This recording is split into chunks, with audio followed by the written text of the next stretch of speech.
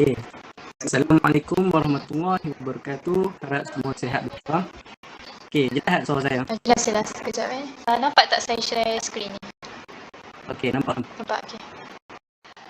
Okey, tanpa melengahkan masa, saya perkenalkan diri. Nama Muhammad Syazwan bin Abbas, nombor metrik 0087 dan tajuk yang akan dibentang adalah Bai' al-Tawarruk, pro dan kontra menurut maqasid syariah. Okey, dilihat bahagian pertama dalam kertas kerja saya adalah abstrak. Dan kalau dilihat dalam poster ni mesti nampak panjang kan. Tapi apa? Beritakan. Dalam abstrak ni menceritakan tentang pengaplikasian Bai' al-Tawarruk ini sama ada digunakan atau tidak mengikut hukum Islam yang ditetapkan. Kemudian ini juga tantangan hebat yang menjadi isu yang terhadap kita ini kerana ulama masing-masing ada perselisihan faham. Jadi perlu pada penilaian dengan mengambil berat perbezaan pendapat serta hukum Islam yang sebenar. Objektif juga disertakan di dalam abstrak ini beserta metodologi kajian yang digunakan.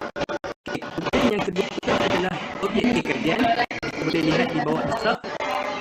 Objektif kajian hanya dua saja perkara yang saya ingin mengenal pasti dalam ketiga ini. Yang pertama adalah mengenal pasti pro dan kontra Bai' al-Tawarruk. Yang kedua pula saya ingin melihat sejauh mana impak dan kompetitif Bai' al-Tawarruk ini di dalam perbankan Islam dengan pelbagai isu timbul. Adakah aplikasinya membawa kepada kebaikan atau keburukan? Dan itu bahagian yang ketiga adalah metodologi kajian itu sendiri. Saya bahagi siap kepada dan supaya anda nampak dengan lebih jelas.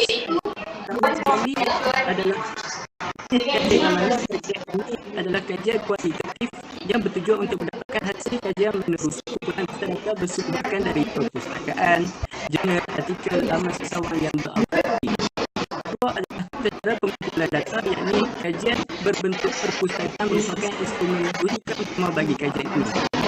Ketiga pula adalah tata cara analisis data. Ada tiga, iaitu analisis kandungan, analisis teks dan teori yang berasas. Analisis kandungan macam analisis maklumat dari jurnal dan bahan yang lain. Analisis teks adalah tafsiran teks dari bahan rujukan yang saya ambil, dan last sekali teori yang berasas. Ini adalah analisis bagi menjelaskan bagaimana tata perkara itu terjadi. Kemudian kita dapat di sini dapatan kajian ada 4 isu utama yang terkandung di dalamnya. Yang pertama adalah definisi Bai' al-Tawarruk.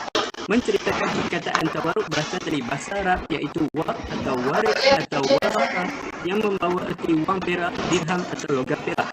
Dalam perkara itu juga bersertakan definisi dari Bank Rakyat yang mendefinisikan tawarruk adalah merujuk pada transaksi jual beli komoditi atau aset berasaskan pembayaran tangguh secara murabah atau musawamah penjual kepada pembeli, yang kemudiannya komoditi atau aset tersebut akan dijual secara tunai kepada pihak ketiga bagi mendapatkan tunai.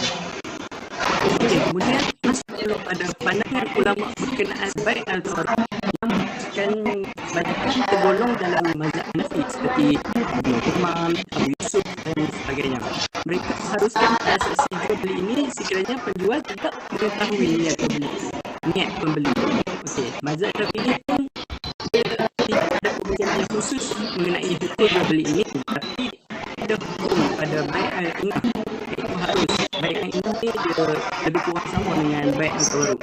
Yang mengharapkan pula terutama pada zaman kontemporari al-Fiqh al-Islami persidangan 11 bersamaan dengan perilaku dalam Bai' al-Inah serta tidak mendapati bentuk tawarruk yang diharuskan. Okey, daripada itu turut disebutkan modus operandi sebagai contoh bagi aplikasi Bai' al-Tawarruk dalam perbankan Islam di Malaysia. Kita dapat lihat di situ ada macam contoh kan. Okey, saya cuba jelaskan dengan lebih rinci satu. Yang pertama tu pelanggan pergi ke bank untuk selesaikan beberapa dokumen. Okey, yang kedua, selepas permohonan pembiayaan dibuat tadi, pihak bank membeli komoditi daripada pedagang satu. Yang ketiga pula, kemudian pihak bank pula akan jual semula komoditi yang dibeli daripada pedagang satu kepada pelanggan menggunakan akad berasaskan Bai' al-Murabahah, yang harga kos ditambah keuntungan dan pelanggan boleh membalikkan secara langsung kepada bank. Nombor 4 ini nak memberikan pelanggan terlibat dalam konsep wakalah, yang mana pelanggan melantik pihak bank sebagai wakil bagi urusan khusus dalam pembiayaan. Dua, pihak bank menjadikan tanggungjawabnya sebagai wakil dengan menjual komoditi pada pedagang komoditi lain. 6, hasil jualan komoditi tersebut akan dimasukkan kepada akaun pelanggan oleh bank. Perlu pada maksud syariah bagi meneliti sama ada aplikasi ini berasaskan lebih pada kebaikan atau keburukan berdasarkan 5 elemen. 5 elemen ni menjaga agama, nyawa, harta, keturunan dan harta. Dan 3 susunan masalah di dalamnya, iaitu daruriyat, hajiyat, ahsiniyat. Selesai pada bahagian ketiga, kita masuk pula bahagian kelima, yakni perbincangan. Sebelum dikaitkan dengan maksud syariah, saya cuba keluarkan pro dan kontra ia terlebih dahulu. Kebaikannya, baik atau ini memudahkan urusan transaksi jual beli dengan adanya 3 pihak. Yang kedua, tidak bertentangan dengan syarat dan ianya dianggap harus oleh majoriti ulama demi kemaslahatan masyarakat.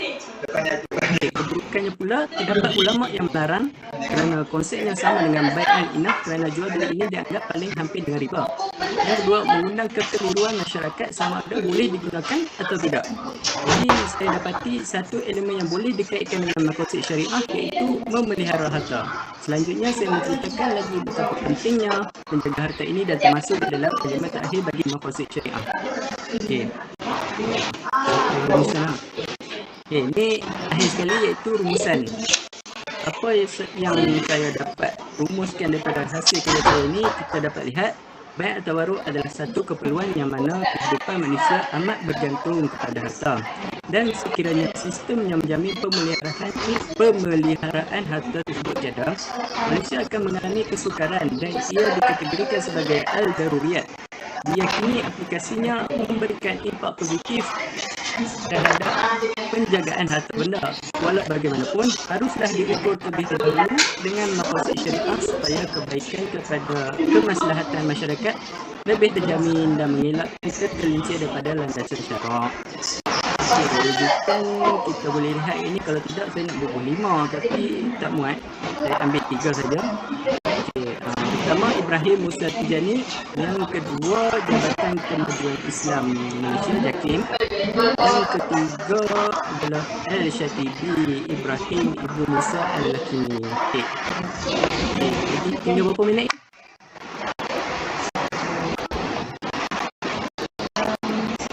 Masih tinggal lagi dalam minit. Berbaki lagi beberapa minit ni, saya ambil peluang untuk berterima kasih kepada MC, penjaga masa dan poster kerana menjadikan program ini, dan Alhamdulillah segala puji bagi Allah yang Maha Kuasa lagi Maha Mulia, serta junjungan besar kepada Nabi kita Muhammad SAW. Ribuan terima kasih kepada Prof. Dr. dan Wan Cik selaku pensyarah bagi subjek Al-Muqtasid Al-Syariah kerana diberikan peluang untuk menyelesaikan tugasan sebegitu. Juga mencapai takdir memberikan faedah kepada kita semua. Sekian, terima kasih. Terima kasih diucapkan kepada saudara Muhammad Syazwan bin Alias. Kita beralih kepada sesi soal jawab. Sekiranya para peserta mempunyai soalan, boleh buka mikrofon atau tulis di ruangan chat. Kita silakan.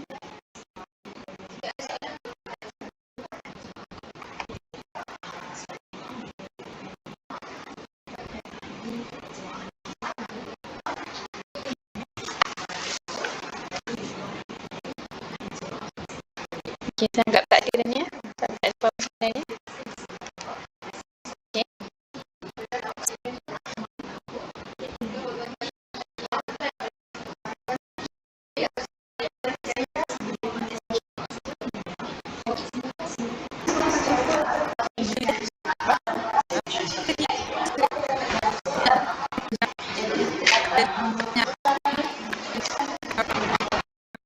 Persekitaran juga tidak terkecuali berlaku pandemik. Dari segi istilah pula, penyakit umum yang berebat serta ia berbeza daripada makna segi bahasa. Jadi menurut pada kesihatan pula, penyakit berjangkit berlaku dalam komuniti yang ramai, perhidatnya yang menyebabkan peningkatan yang ketara melebihi pada keadaan biasa di masa dan tempat tertentu. Okey, manakala dari segi taum pula, menurut pada bahasa, penyakit yang diketahui oleh orang Arab dan ia adalah penyakit umum serta orang yang dijangkiti wabak itu. Dan dari segi istilah pula, penyakit berjangkit yang boleh membawa maut serta ia tiada perbezaan dari segi bahasa. Jadi kita lihat di sini, bezanya adalah wabak ni adalah penyakit yang berjangkit. Tapi dari segi taum pula, ialah penyakit yang yang berlaku secara umumnya. Tak kisahlah penyakit virus ke ataupun demam-demam yang biasa. Okey, kita masuk pada perbincangan. Okey, perbincangan ini meliputi 5 aspek maqasid, iaitu yang pertamanya menjaga nyawa dan diri. Jadi kerajaan Malaysia telah melaksanakan pelbagai usaha, misalnya pengenalan standard operating procedure SOP, kemudahan kesihatan seperti hospital, pusat kuarantin dan juga penyediaan maklumat yang tepat, pemberian vaksin dan sebagainya. Jadi tujuan kerajaan buat semua ni untuk menyelamatkan nyawa manusia. Jadi ia ni bertepatan dengan maqasid syariah, iaitu memelihara kesejahteraan nyawa dan tubuh badan manusia. Jadi dalam Islam juga tubuh badan dan nyawa kita ni adalah merupakan anugerah dan pinjaman daripada Allah Subhanahu Wa Taala, dan seharusnya ia menjadi tanggungjawab pada hamba seperti kita itu menjaga amanah dengan sebaiknya. Jadi para ulama ada yang memerintahkan supaya meninggalkan solat Jumaat sekiranya diri, keluarga dan harta dalam keadaan bahaya, bukan sahaja pada perompak ataupun binatang buas, tetapi wabak yang merebak seperti api yang marak membakar seluruh dunia. Jadi diwajibkan umat Islam menjaga diri sendiri dan tidak dibiarkan penyakit berjangkit pada orang lain. Jadi termasuk yang kedua, iaitu menjaga akal. Kes bunuh diri pada musim COVID-19 meningkat disebabkan tekanan perasaan dan kekurangan wang. Jadi ramai di kalangan individu yang mengambil keputusan untuk membunuh diri, sama ada terjun bangunan ataupun gantungkan diri sendiri dalam bilik ataupun terjun ke sungai kerana mereka tidak dapat mencari rezeki di musim pandemik serta terbeban dengan banyak hutang. Jadi dengan cara itu mereka menganggap pembunuhan ini adalah salah satu cara untuk menyelesaikan masalah daripada bebanan tersebut. Tapi sehubungannya dengan itu bukan sahaja pentingnya menjaga fizikal semata-mata, tapi mental juga kita hendaklah jaga supaya mereka dapat berfikir dengan waras dalam jangka masa panjang dalam menguruskan sesuatu permasalahan dalam kehidupan seharian kita, bukan semata-mata dengan kehendak dan nafsu masing-masing. Jadi kita lihat di sini, jadi peranan maqasid ni ialah sangat menjaga kemaslahatan manusia. Seterusnya menjaga agama. Okay, pemeliharaan agama dalam Islam adalah melalui penjagaan hati dari segala perkara yang bawa kepada perbuatan menyekutukan Allah dan kehidupan. Jadi keredaan dengan kejadian dan ketentuan penyakit seperti berlakunya COVID-19 adalah daripada Allah Subhanahu Wa Taala. Jadi ia adalah ujian bagi kita, bagi menguji setara mana keimanan kita pada ujian Allah yang diberikan. Jadi apabila salah seorang ahli keluarga ataupun saudara mara kita yang mengalami penyakit tersebut, tidak lain dan tidak bukan kita hanya berdoa kepada Allah Subhanahu Wa Taala supaya wabak ini diangkat dengan serta-merta dan tidak perlu merungut dengan takdir yang berlaku dalam kehidupan kita. Okey, menjaga keturunan. Islam menyarankan supaya manusia mengambil langkah berjaga-jaga dan menjauhi tempat-tempat yang berisiko tinggi. Jadi sebabnya apabila meninggal seseorang yang kalangan orang soleh, maknanya hilanglah seorang umat yang bakal membimbing generasi kita akan datang serta mencorakkan nama baik bagi umat Islam ke seluruh dunia. Jadi yang akhir sekali menjaga harta. Islam juga merupakan agama yang menjadikan harta sebagai satu objektif yang diperkara oleh syariah. Jadi apabila tahap kesihatan semakin meningkat dengan berkurang, Maaf Encela, masih tinggal 2 minit lagi. Jadi apabila tahap kesihatan semakin meningkat dengan berkurangnya penularan wabak penyakit, jadi maka sudah pastinya berjaya membentuk ahli masyarakat yang lebih produktif dan cemerlang. Jadi kesimpulannya di sini, hukum dan maqasid syariah berkaitan kematian akibat wabak penyakit sangat berkait rapat supaya orang awam sedar perniagaan yang di musim pandemik bukan satu tuntutan syariah Islam. Yang keduanya, hukum yang dikeluarkan bertepatan dengan maslahat yang ditekankan dengan Islam untuk memutuskan rantaian COVID-19. Dan akhir sekali, rakyat juga hendaklah tabah dan sabar menerima dugaan dan takdir atas kematian seseorang yang disayangi apabila disayangi dengan akibat wabak penyakit.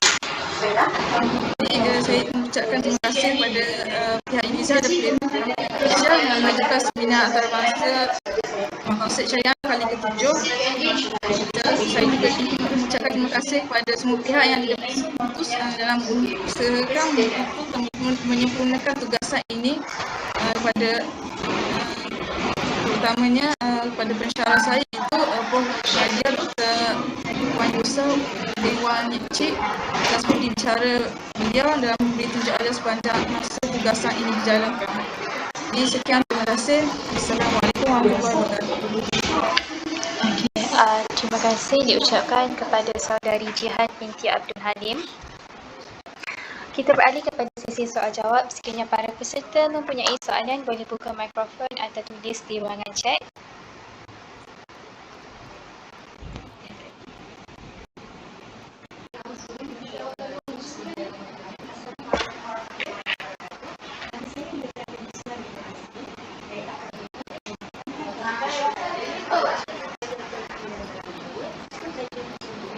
Okey, saya anggap tak ada ya.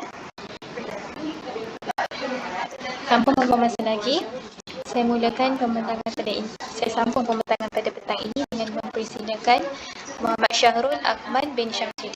Sekejap saya bentang. Saya sharekan. Terima kasih. Jihan.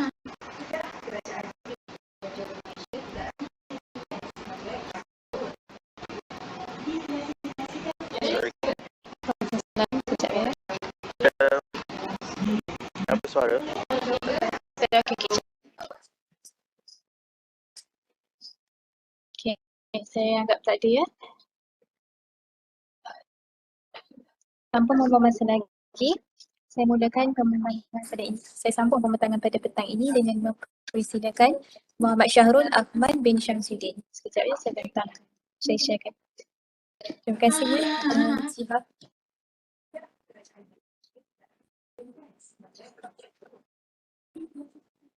Assalamualaikum. Waalaikumsalam. Sekejap ya. Ada apa suara? Tak ada. Tak ada, okey. Jelas ya. Sekejap. Kebetulan saya ada banyak PowerPoint, jadi terkini tinggi. Okey. Alhamdulillah. Muhammad Syahrul.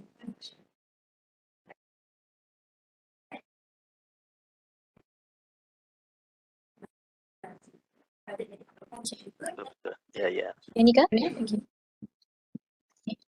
Boleh mulakan sekarang? Ya, boleh. Dah nampak tak saya bentang? Saya share. Dah. Ya, boleh. Okay, teruskan. Bismillahirrahmanirrahim. Assalamualaikum warahmatullahi wabarakatuh. Nama saya Muhammad Syahrul Ahmad bin Syamsuddin.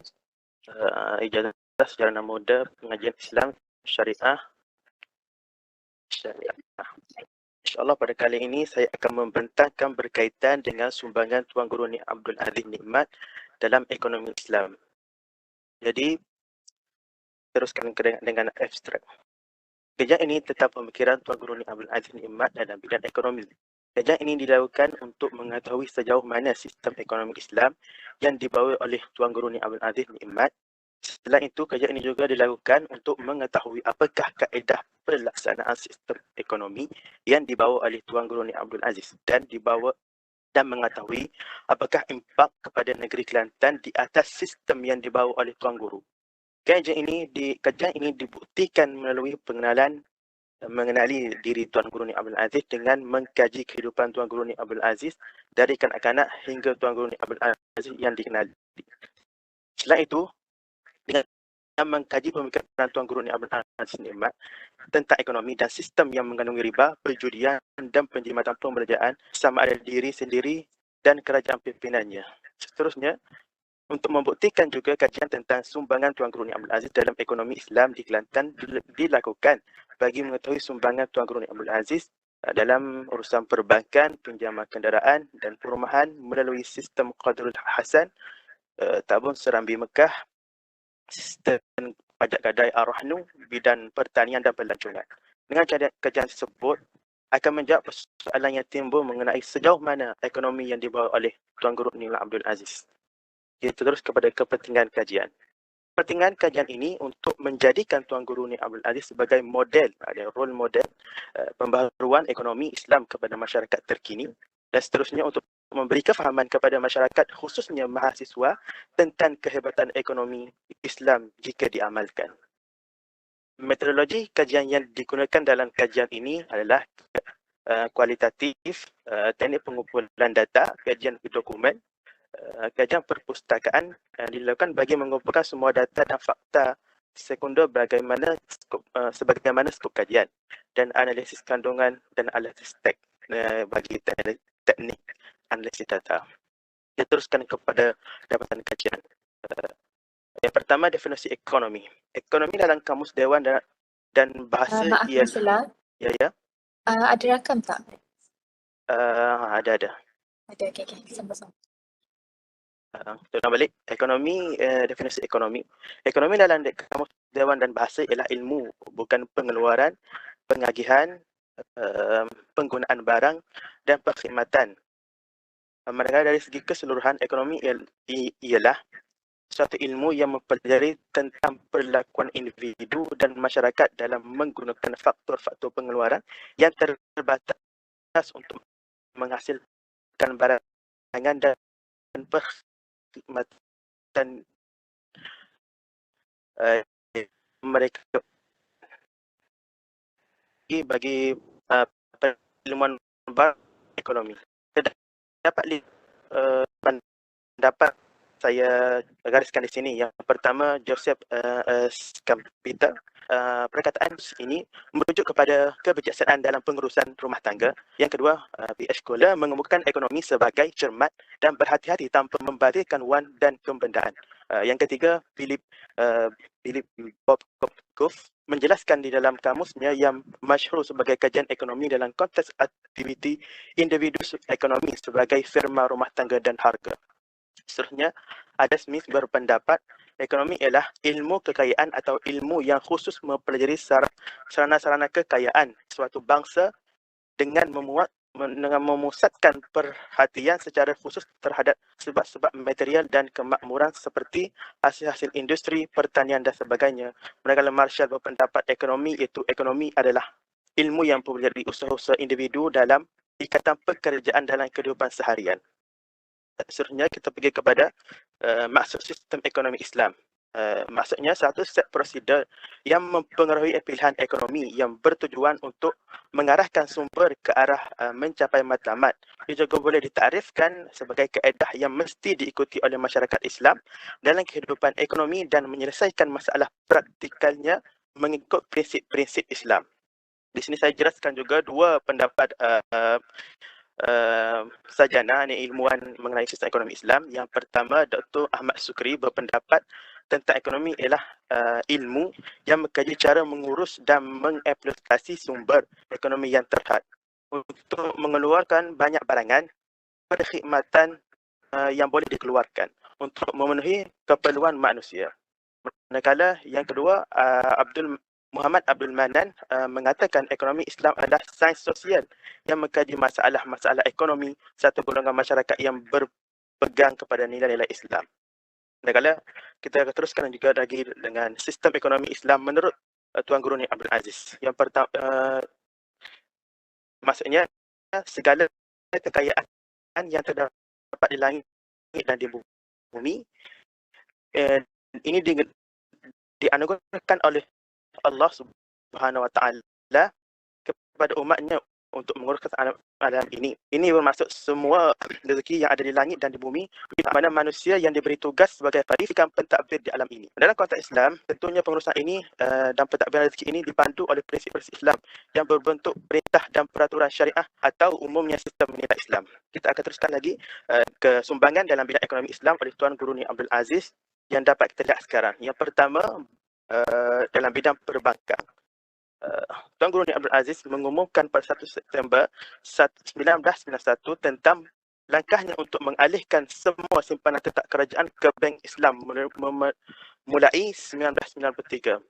Dan langkah itu, Bank Negara pada 6 Mac 1993 telah memberikan kebenaran kepada 3 buah bank untuk membuka Islamic Window yang kemudiannya dikenali sebagai skim perbankan tanpa faedah, ini SPTF.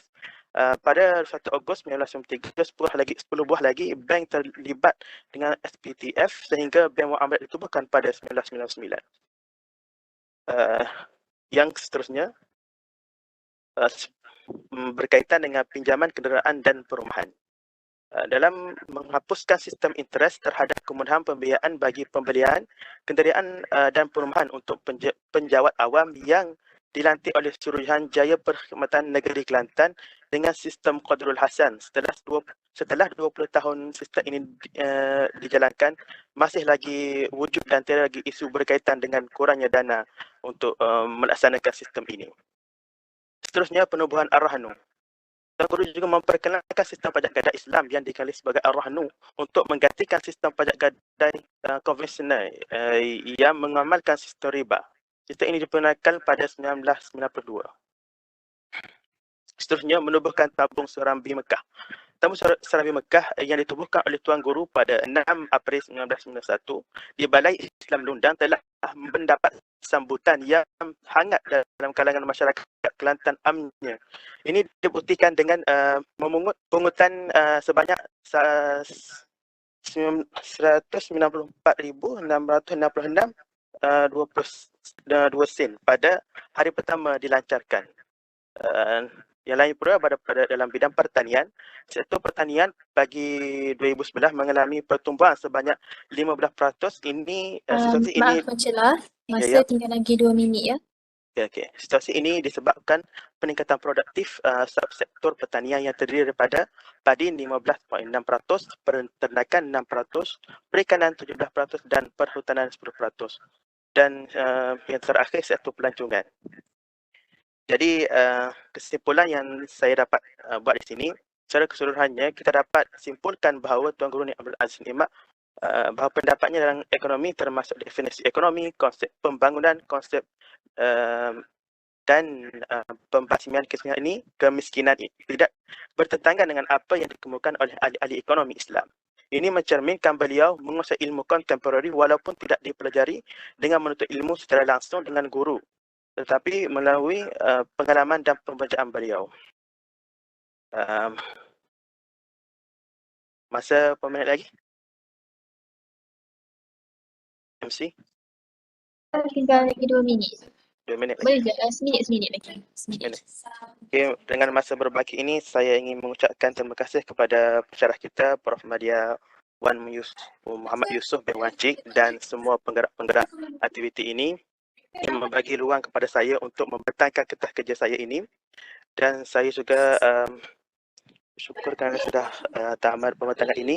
Dan sebelum tamat pembentangan saya ini, suka saya untuk kita semua untuk sedekahkan Al-Fatihah kepada Tuan Guru Ni Abdul Aziz Nikmat yang telah memberikan jasa yang terbesar kepada ekonomi Islam di Malaysia, khususnya di Kelantan. Bismillah Al-Fatihah.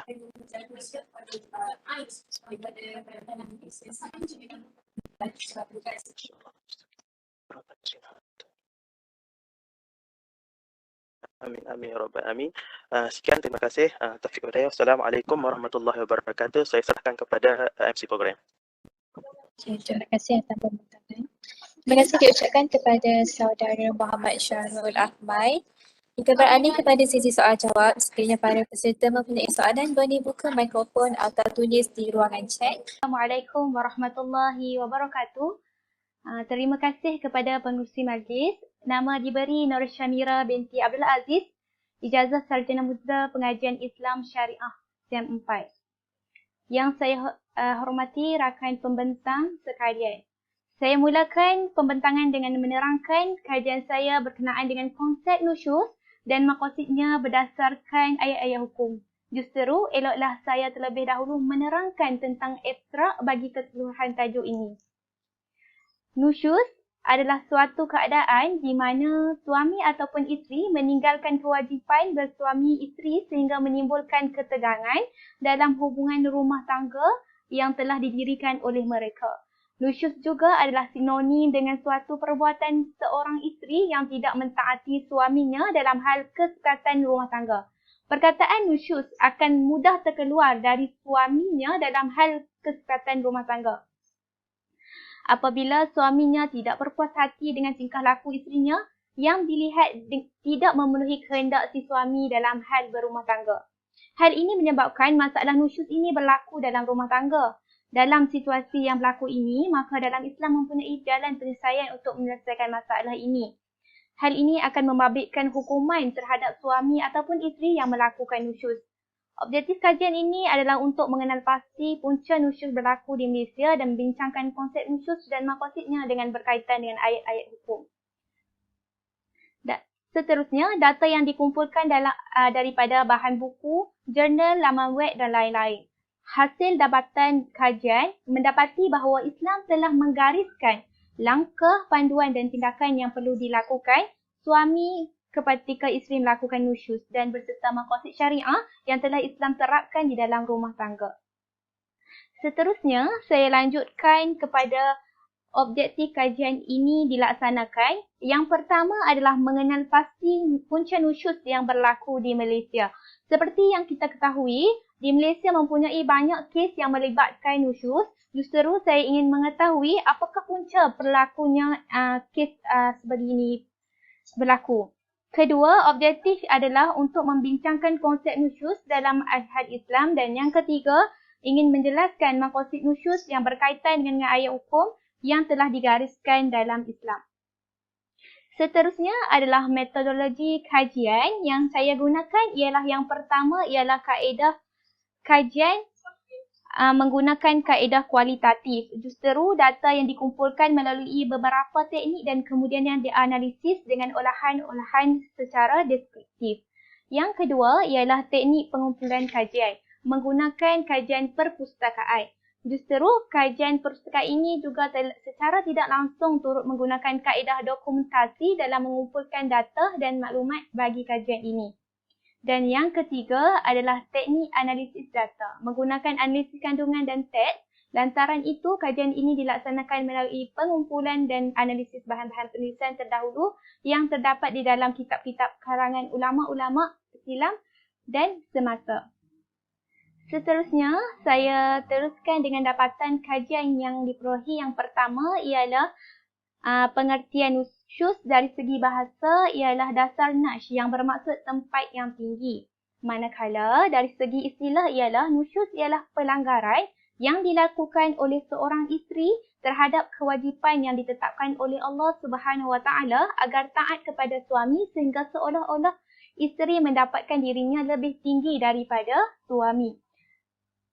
Seterusnya, untuk dapatan kajian yang kedua pula ialah tindakan suami apabila isteri berlaku nusyuz terhadapnya yang telah digariskan oleh syarak. Yang pertama ialah menasihati. Fa'izuhunna. Bagi menangani masalah nusyuz, langkah pertama yang ditawarkan dalam Al-Quran ialah memberi nasihat secara bijaksana kepada isteri yang nusyuz. Nasihat kepada isteri tentunya berbeza antara satu sama lain bergantung kepada situasi dan keadaan yang dihadapi. Kerana ada di antara mereka yang terkena hukuman dunia seperti bermusuhan dan ada pula yang tidak. Hampir semua ulama bersepakat dan mempunyai pendapat yang sama iaitu sangat penting cara memberi nasihat ini dan nasihat ini menjadi turutan yang pertama dalam usaha menyelesaikan masalah nusyuz ini. Dan yang kedua ialah cara penyelesaiannya berpisahkan tempat tidur. Dari segi fajhuruhunna fil madaji' yang bermaksud fuqaha hijr itu ialah Suami yang tidak melakukan hubungan persetubuhan dengan isterinya dan tidak bercakap dengannya serta tidak mempunyai hubungan dengannya. Jadi dia berpisah dulu tempat tidur. Dan yang ketiga ialah ialah dengan cara memukul pukulan yang tidak bersengatan. Wadribuhunna. Dalam masalah pukul ini, ulama mazhab mentakrifkan sebagai persefahaman bersama, iaitu perbuatan yang menyakitkan badan dengan baik tanpa meninggalkan tanda serta tidak menggunakan alat. Dan yang akhir sekali adalah saranan mengirimkan dua orang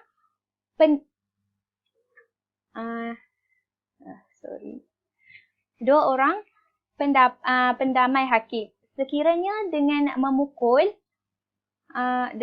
isteri dengan pukulan yang ringan tidak menyedarkan isteri, malah bertambah perselisihan antara suami dan isteri, maka perkara ini hendaklah dibawa dengan qadi untuk diadakan dua orang wakil pendamai kepada mereka berdua. Jadi, disyaratkan pendamai tersebut sebagai seorang muslim mukallaf, iaitu baligh dan berakal.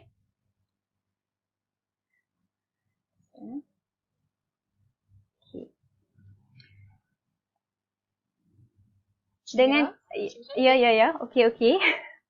Maaf tadi tertutup kamera. Dengan cara-cara untuk saya sambung. Dengan cara-cara untuk memperbaiki hubungan suami dan isteri. Lebih afdal sekiranya seseorang pendamai daripada ahli keluarga suami dan isteri seorang lagi daripada ahli keluarga isteri. Kedua-dua pendamai tersebut akan menjadi wakil kepada suami dan isteri serta menyelidik sebab-sebab perselisihan itu berlaku. Allahu Akbar. Sebagai menggulung segala perkara yang dikatakan, saya rumuskan Islam telah menggariskan pelbagai hukum dan adab dalam kehidupan berumah tangga untuk mengekalkan kesejahteraan dan keharmonian di antara suami dan isteri. Dalam isu permasalahan nusyuz ini, Allah telah mensyariatkan kepada suami untuk mendidik isterinya dengan adab-adab dan cara-cara yang dibenarkan oleh syarak. Maaf ya. Perkahwinan adalah satu ikatan suci dan mulia yang mesti dipertahankan oleh suami dan isteri. Justeru sebarang perbuatan atau perlakuan yang boleh merosakkan institusi keluarga ini seperti nusyuz mesti dicegah kerana nusyuz boleh menyebabkan hubungan suami isteri porak-poranda dan keluarga yang dibina bersama hancur berderai. Oleh sebab itu, syarak telah memberi amaran awal akan membahayakan pelaku nusyuz dalam hubungan suami isteri. Okey. Justeru perbezaan pendapat tentang memahami nusyuz ini mendorong pekaji untuk membuat sesuatu konsep nusyuz dalam suami maupun isteri. Dengan itu, sebagai penutup bicara, saya syukur kehadrat ilahi dan alhamdulillah setinggi-tinggi kesyukuran dipanjatkan kehadrat ilahi kerana dengan izin kurnianya dapat saya menyempurnakan tugasan ilmiah ini. Saya juga ingin merakamkan jutaan terima kasih kepada Prof. Madya Dr. Wan Yusof bin Wan Cik serta rakan-rakan seperjuangan dan ibu yang telah menghulurkan bantuan dan kerjasama bagi merealisasikan usaha menyempurnakan tugasan ini dengan jayanya. Akhir sekali, saya juga ingin menyelitkan ucapan terima kasih kepada mereka yang terlibat secara langsung maupun tidak langsung dalam seminar yang dijalankan ini. Saya juga berharap supaya tugasan yang diberikan ini dapat memberi manfaat kepada saya dan juga kepada sesiapa yang membacanya. Pengurusi ada berapa minit lagi? 1 minit lagi.